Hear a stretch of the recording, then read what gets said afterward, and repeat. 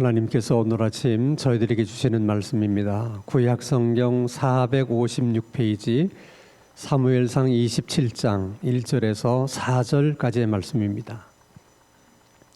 구약성경 456면 사무엘상 27장 1절에서 4절까지의 말씀을 제가 봉독합니다. 하나님의 말씀을 경청하시기 바랍니다. 다윗이 그 마음에 생각하기를 내가 후일에는 사울의 손에 붙잡히리니 블레셋 사람들의 땅으로 피하여 들어가는 것이 좋으리로다. 사울이 이스라엘 온 영토 내에서 나를 다시 찾다가 단념하리니 내가 그의 손에서 벗어나리라 하고, 다윗이 일어나 함께 있는 사람 600명과 더불어 가드왕 마옥의 아들 아기스에게로 건너가니라.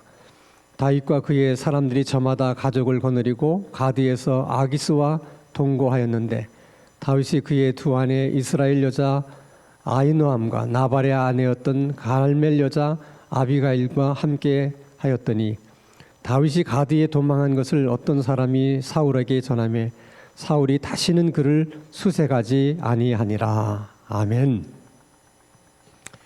하나님께서 우리들에게 주신 66권의 성경 말씀 중에 우리에게 전혀 필요 없는 말씀이거나 또 소중하지 않은 말씀이 어디 있겠습니까?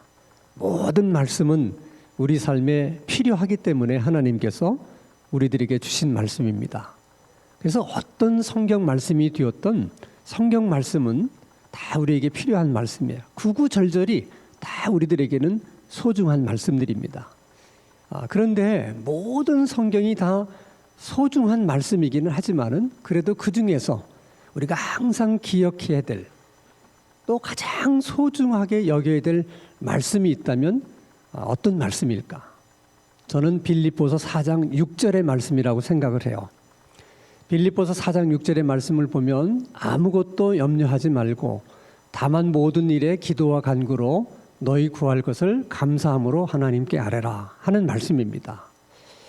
왜 이 말씀이 그 많은 말씀 가운데 우리가 가장 소중하게 여겨야 되는 말씀 중에 하나일까? 아무것도 염려하지 말고 그 대신 모든 일에 기도하는 것, 그게 신앙생활이거든요. 염려할 것인가, 기도할 것인가? 염려하느냐, 기도하느냐? 그 싸움이 신앙생활입니다.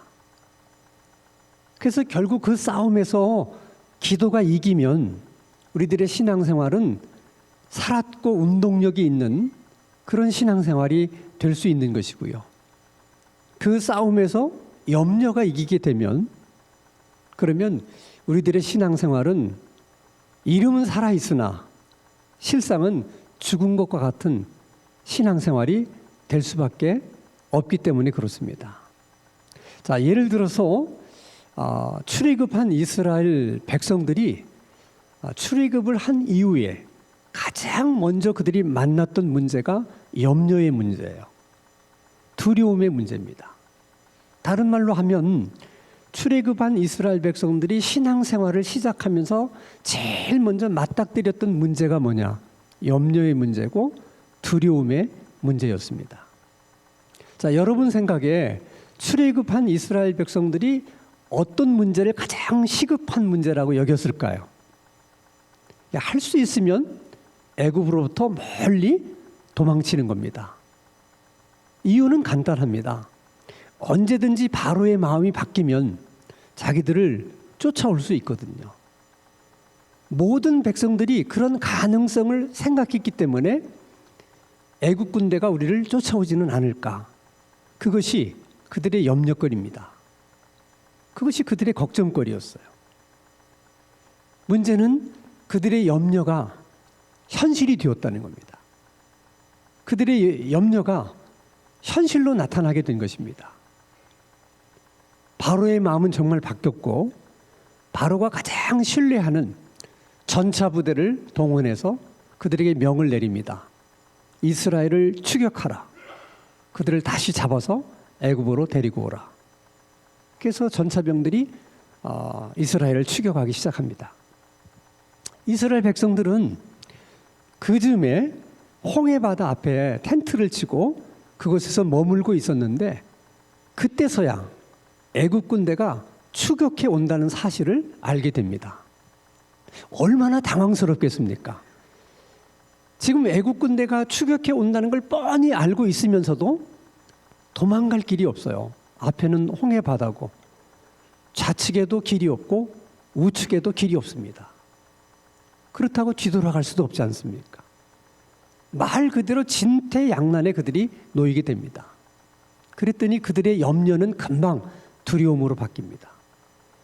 그들이 두려워하기 시작하면서 애굽에서 나온 것을 또 후회하기 시작해요. 여기서 이렇게 죽을 줄 알았더라면 차라리 애굽을 떠나지 않는 것인데, 아무리 애굽에서 노예 생활이 힘들고 어렵다 하더라도 그냥 참고 견디는 건데, 이렇게 후회하는 마음이 들게 되니까 자기들을 애굽에서부터 데리고 나온 모세가 원망스러운 거예요. 그리고 또 하나님을 원망하기 시작합니다. 여기서 우리가 중요한 신앙의 원리 하나를 우리가 깨닫게 되는데, 그것은 염려라고 하는 것은 단순히 염려로 끝나지 않는 문제라는 거예요. 염려는 반드시 두려움을 낳고 그 두려움은 후회와 원망으로 이어진다는 것입니다. 그렇게 되면 정상적인 신앙생활을 기대하는 것은 어렵습니다. 그래서 모든 이스라엘 백성들이 걱정과 염려, 두려움 속에 사로잡혀 있을 때 모세가 그 이스라엘 백성들에게 이렇게 얘기를 합니다. 자, 출애굽기 14장 13절에서 14절입니다. 모세가 백성에게 이르되 너희는 두려워하지 말고 가만히 서서 여호와께서 오늘 너희를 위하여 행하시는 구원을 보라. 너희가 오늘 본 애굽 사람을 영원히 다시 보지 아니하리라. 여호와께서 너희를 위하여 싸우시리니 너희는 가만히 있을지니라.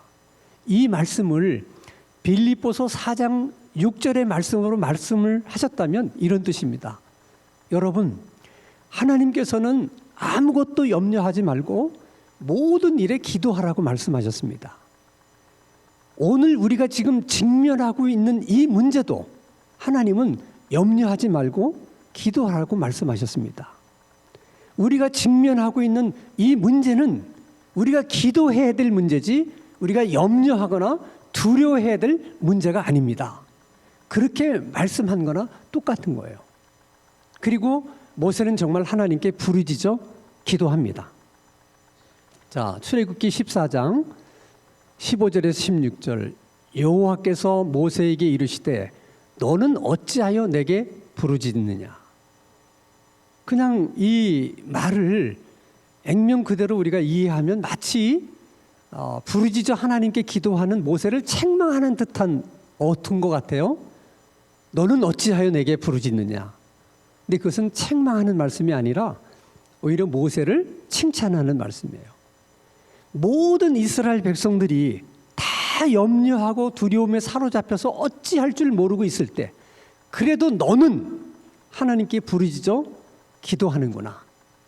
그리고 모세를 격려합니다. 기도만 할 것이 아니라 네가 기도한 대로 믿음을 가지고 전진하라. 그러면서 모세에게 말씀하는 겁니다. 네 지팡이를 들어 바다를 향해서 손을 들고 그 바다를 갈라지게 하라. 분명 하나님의 말씀이기는 하지만 아무리 모세라 하더라도 이 말씀에 순종하는 것은 쉽지가 않아요. 모세의 나이가 80인데 80년을 살아오면서 바다를 명하여 바다가 갈라졌다는 얘기를 들어본 적도 없고 그런 것을 본 적도 없습니다. 이런 위기의 순간에 그딴 얘기 했다가 만약에 바다가 안 갈라지면 백성들이 모세를 어떻게 하겠습니까? 아마 집어서 홍해 바다다 던졌을 거예요. 그러나 모세는 기도했기 때문에 그런 하나님의 음성을 들을 수 있었던 것이고, 모세는 기도했기 때문에 말도 안 되는 것 같은 하나님의 말씀에도 순종할 수가 있었던 것입니다. 그래서 출애굽기 14장 21절 말씀입니다. 모세가 바다 위로 손을 내밀매 여호와께서 큰 동풍이 밤새도록 바닷물을 물러가게 하시니 물이 갈라져 바다가 마른 땅이 되니라. 그래서 이스라엘 백성들이 그 바다 밑에 난 길로 그들이 애굽을 떠나서 가나안을 향해 가게 됩니다. 중요한 것은 저 길은 처음부터 있었던 길이 아니에요. 없었던 길입니다. 근데 하나님께서 이스라엘 백성들을 위해서 바다를 가르시고 하나님께서 새로운 길을 만들어 주신 거예요. 이런 기적 앞에서 여러분 뭐 놀라거나 어떻게 그런 일이 있을 수 있느냐 말하지 마세요. 우리가 믿는 하나님은 창조주 하나님이십니다. 우리가 믿는 하나님은 없던 길을 내기 위해서 바다라도 갈라서 길을 내시는 전능하신 하나님이십니다. 그래서 하나님이 우리에게 기도하라고 말씀하는 거예요. 하나님은 우리의 인생도 우리의 미래도 하나님이 원하시는 대로 하나님의 뜻대로 얼마든지 미래를 만들어 가시고 미래를 여시는 하나님이십니다. 그 하나님이 그래서 기도하라고 말씀하시는 거예요. 그래서 여러분 하나님을 믿는 우리들의 입장에서 생각해 보면 모든 일은 두려워할 수 있는 일이 아니고 기도해야 되는 일입니다. 우리들에게 있어서 기도만큼 최선의 길은 없어요. 우리에게 가장 좋은 길은 역시 기도하는 길입니다. 우리가 기도를 하면 이스라엘을 위해서 새로운 길을 여셨던 그 하나님의 능력을 우리도 경험할 수 있게 됩니다. 그러나 우리가 염려하면 결국은 후회하게 되고 두려워하게 되고 그래서 우리 신앙으로부터 점점 우리는 멀어질 수밖에 없는 것입니다. 또 중요한 일은 우리가 그런 일 때문에도 염려하지 말고 기도해야 되지만 또 우리가 그러지 않아도 기도해야만 되는 또 다른 이유가 있다는 것입니다. 그 또 다른 이유가 뭘까? 그 또 다른 이유에 대해서 말씀하시는 것이 오늘 우리가 읽은 본문 말씀의 내용입니다. 이 본문의 배경은 다윗이 사울 왕에게 쫓겨다니던 그 시절의 이야기예요. 우리가 잘 아는 것처럼 다윗이 블레셋의 장수 골리앗을 죽인 후에 백성들이 다윗을 칭송합니다. 사울이 죽인 자는 천천히요 다윗이 죽인 자는 만만이다. 이 소리를 사울 왕도 듣게 됩니다. 심기가 불편해졌어요. 또 한편으로는 백성들의 마음이 다 다윗으로 향하면 어떡하나 불안해지기 시작했습니다. 그래서 분명 다윗은 자기의 사위였음에도 불구하고 자기의 왕권을 위해서 제거해야만 되겠다. 그렇게 어느 날 사울 왕이 결심을 해요. 그리고 그 사실을 다윗이 알게 됩니다. 사울 옆에 있었다간 내가 언제 죽을 줄 모른다. 그래서 사울의 손을 피해서 도망을 치기 시작합니다. 사울 왕은 계속 다윗을 뒤쫓고 다윗은 붙잡히지 않으려고 이리저리로 계속 도망을 다닙니다. 그렇게 보낸 세월이 10년이에요. 10년을 도망 다니다 보니까 어느 날 다윗이 지칩니다. 이제 나는 더 이상 도망갈 곳도 없고 도망갈 힘도 없다. 이제 내가 할 수 있는 길은 더 이상 사울이 나를 쫓아오지 못하도록 내가 그런 안전한 곳으로 도망가는 수밖에 없다. 그래서 이스라엘의 가장 큰 적이었던 블레셋으로 정치적인 망명을 해요. 근데 이것은 다윗의 입장에서는 쉽지 않은 일입니다. 아니 블레셋이 영웅처럼 생각했던 골리앗을 자기가 죽였는데 그런 자기가 블레셋으로 망명할 때 이들이 나를 정말 나의 망명을 받아줄 것인가? 조금이라도 오해를 한다든지 조금이라도 잘못 생각하게 되면 위험해질 수 있잖아요. 다윗이 죽을 수도 있는 것입니다. 그러나 오죽했으면 그런 것을 다 생각하고도 블레셋으로 망명을 했겠습니까? 그래서 우리는 궁금한 것이 몇 가지가 있는데, 그 하나는 블레셋의 입장에서 생각해 보면 왜 그런 다윗의 망명을 정말 받아준 것일까 하는 것입니다. 아마 쉽게 받아주지는 않았을 거예요. 다윗이 망명을 하겠다고 왔을 때 아마 대부분의 블레셋의 관료들은 도대체 이게 무슨 일이냐, 도대체 다윗이 무슨 저희로 우리나라로 망명을 한 것인가, 혹시 위장 망명은 아닌 것인가, 이런 것에 대한 논란이 왜 없었겠습니까? 많은 논란 끝에 그들이 두 가지 결론을 내립니다. 하나는 지난 10년 동안 사울왕이 다윗을 죽이려고 쫓아다녔다는 사실, 그건 팩트다, 사실이다. 다윗이 오죽했으면 우리에게로 망명을 했겠느냐. 그런 것을 보면 다윗의 망명은 위장 망명이 아니라 정말 망명한 것이 맞다. 또 하나의 이유는 다윗과 같은 훌륭한 장수를 우리 쪽으로 붙잡아 놓는 것만 하더라도 우리에게는 손해볼 일이 없다. 이건 우리들의 입장에서 볼 때는 엄청난 덕이 될 수 있다. 그런 판단으로 그의 망명을 받아준 겁니다.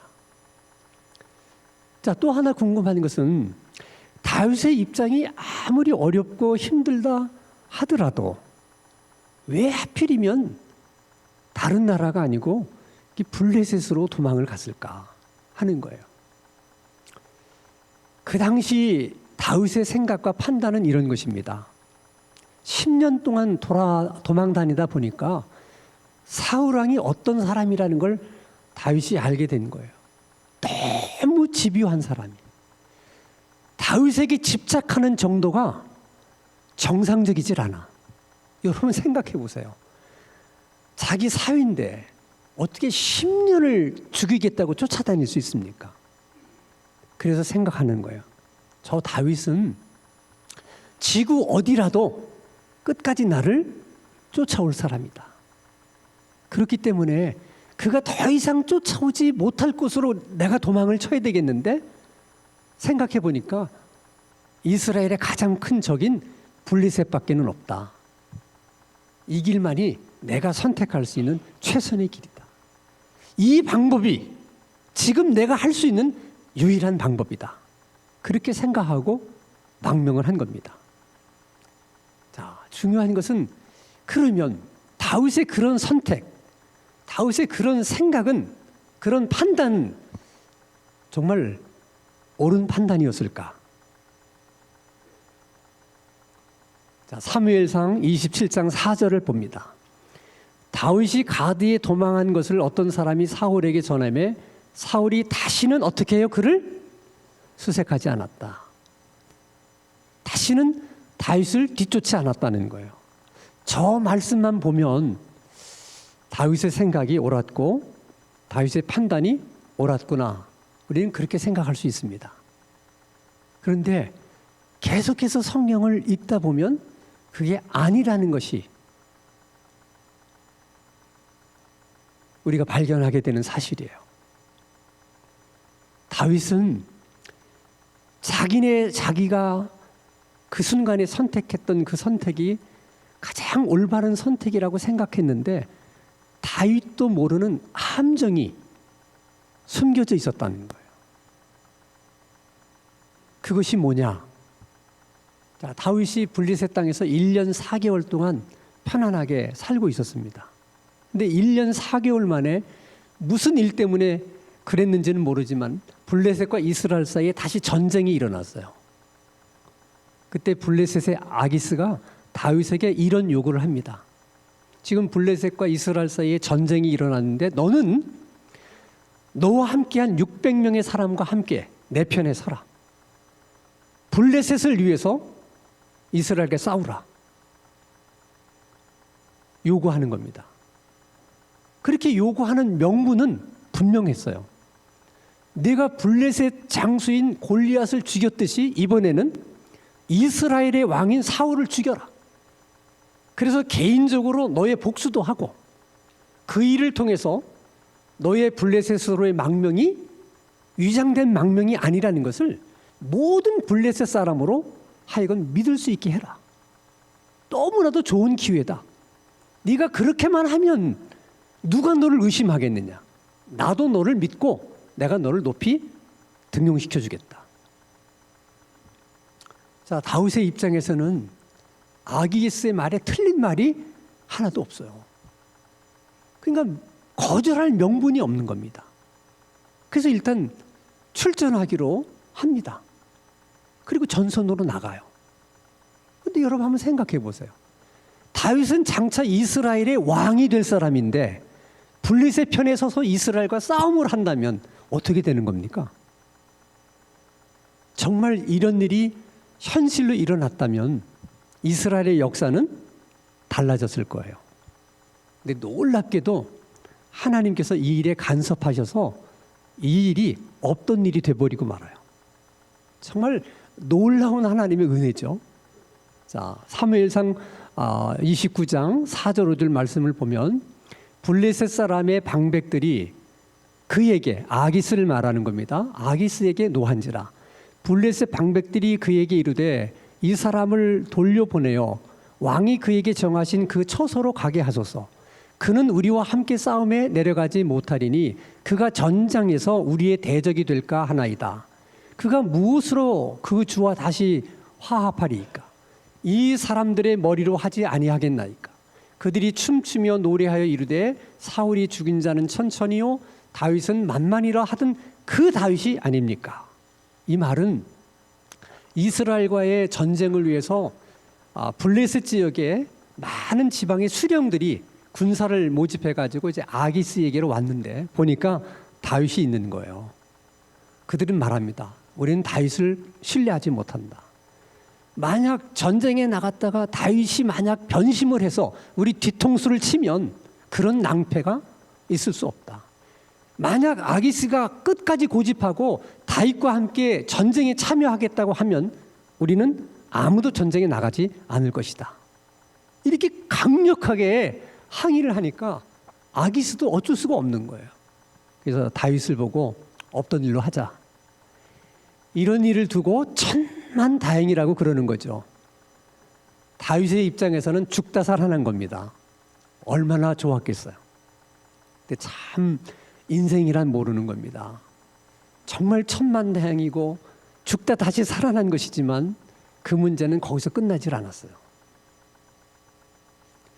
전쟁에 나가서 3일 동안 머무는 동안에 본래 다윗과 600명이 거주하던 그 지역을 아멜렉 사람들이 쳐들어와서 모든 집을 불사르고 600명의 자녀들을 처자식을 다 포로로 잡아가는 거예요.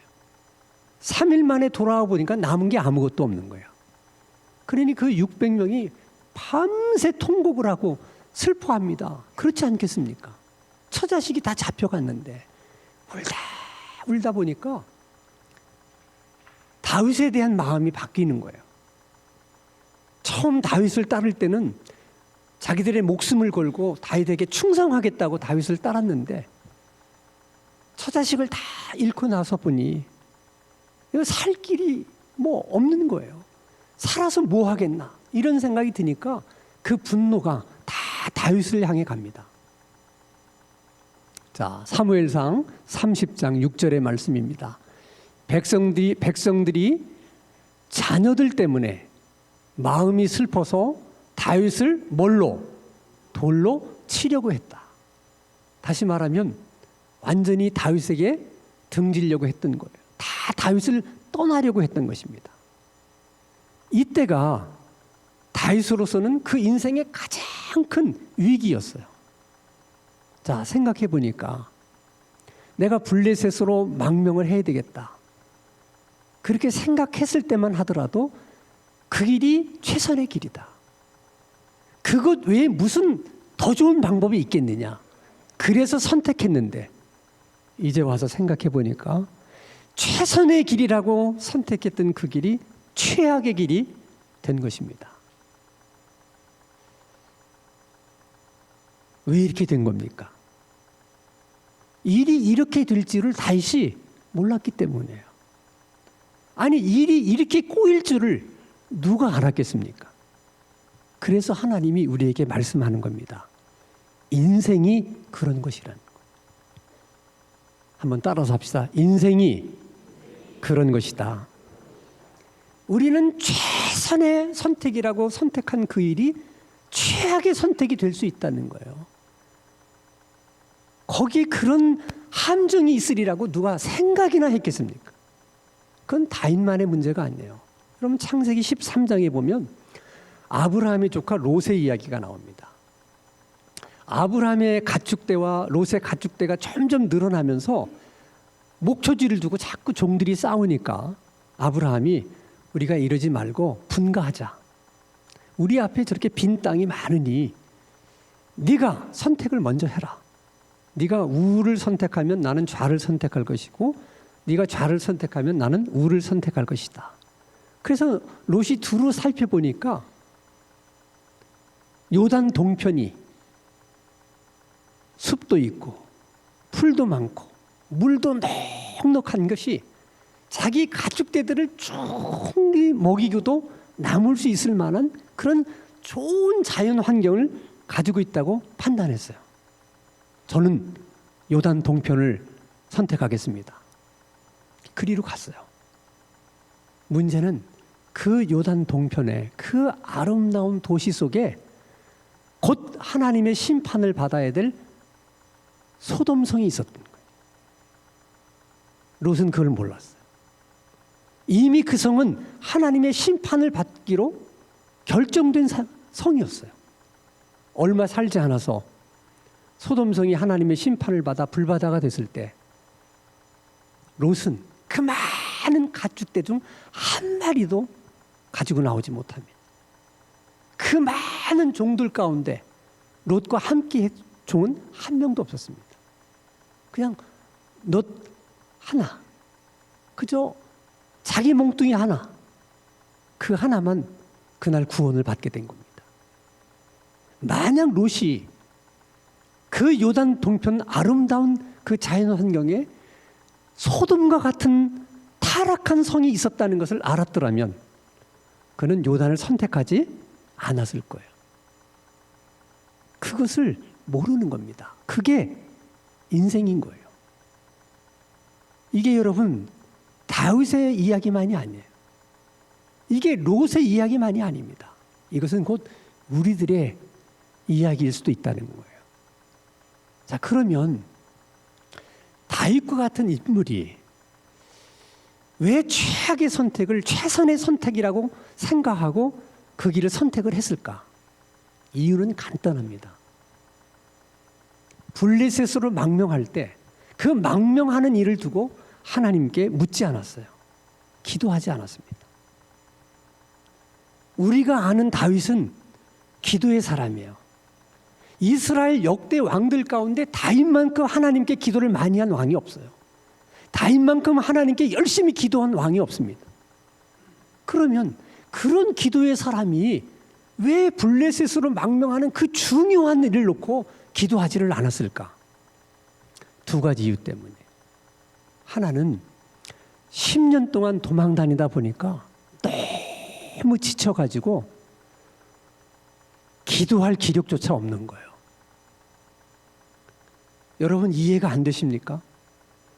여러분의 삶이 너무 힘들고 어려워서 그걸 버티고 한 10년 살아보세요. 나중에는 더 버틸 힘도 없게 되면 그때는 기도도 안 나와요. 근데 역설적으로 여러분 기도가 안 나오고 기도가 안 될 때가 가장 기도가 또 필요한 때라는 거예요. 그래서 기도하는 사람들은 자기가 정말 기도해야 될 때 기도할 수 없을 때 대신 옆에서 기도해 줄 수 있는 중보기도의 동역자들이 꼭 있어야 됩니다. 그 사람들이 필요한 거예요. 또 하나 다윗이 기도하지 않았던 이유는 10년을 사울에게 쫓기고 나서 이제 지쳐서 더 이상 어떻게 할 수 없을 때 생각해 봅니다. 다윗이 뭐 한두 번 생각을 해봤겠습니까? 이렇게도 생각해보고 저렇게도 생각해보고 또 다시 생각해봐도 길은 하나야. 블레셋으로 망명하는 것밖에는 없다. 너무나 당연한 일이에요. 그 일 외에는 아무리 생각하고 또 한 번 생각해봐도 다른 생각은 있을 수가 없어요. 그러니까 기도하지 않는 거예요. 너무 당연한 일이니까. 우리가 너무나 당연한 일처럼 보이고 너무나 뻔한 일처럼 보여서 기도하지 않아도 될 것 같은 그런 생각이 들 때, 그때 여러분 반드시 오늘의 다윗을 기억하셔야 됩니다. 그렇지 않으면 우리도 우리 눈에 보이지 않는 함정에 빠질 수 있고 다윗이 만났던 그런 위기를 우리도 만날 수 있다는 거예요. 항상 생각해야 됩니다. 하나님을 믿는 우리들에게 기도는 언제나 최선의 길입니다. 기도만큼 좋은 길도 없고 기도보다 좋은 방법도 없습니다. 우리가 기도하면 하나님은 우리의 길을 여시기 위해서 바다라도 가르시는 능력의 하나님이십니다. 우리가 기도하면 우리 눈에 보이지 않는 그 함정, 그 위기를 벗어날 수 있도록 도우시는 분이 하나님이십니다. 기도하는 자에게 하나님은 그런 은혜를 주십니다. 우리가 살아가다가 염려와 기도가 다투고 염려와 기도가 싸울 때 반드시 우리의 기도가 이길 수 있고 이기게 되는 그런 우리들의 신앙생활이 될 수 있기를 주님의 이름으로 축원합니다. 거룩하신 아버지 하나님, 아무것도 염려하지 말고 모든 일에 기도할 수 있는 그런 신앙인이 될 수 있도록 우리를 부단히 훈련시켜 주시옵소서.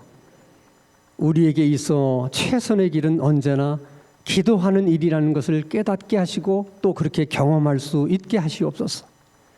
그래서 우리가 무슨 일을 하든 절대로 기도보다 성령보다 앞서지 않는 우리들의 신앙생활 되게 하여 주시옵소서. 예수 그리스도 이름으로 기도하옵나이다. 아멘.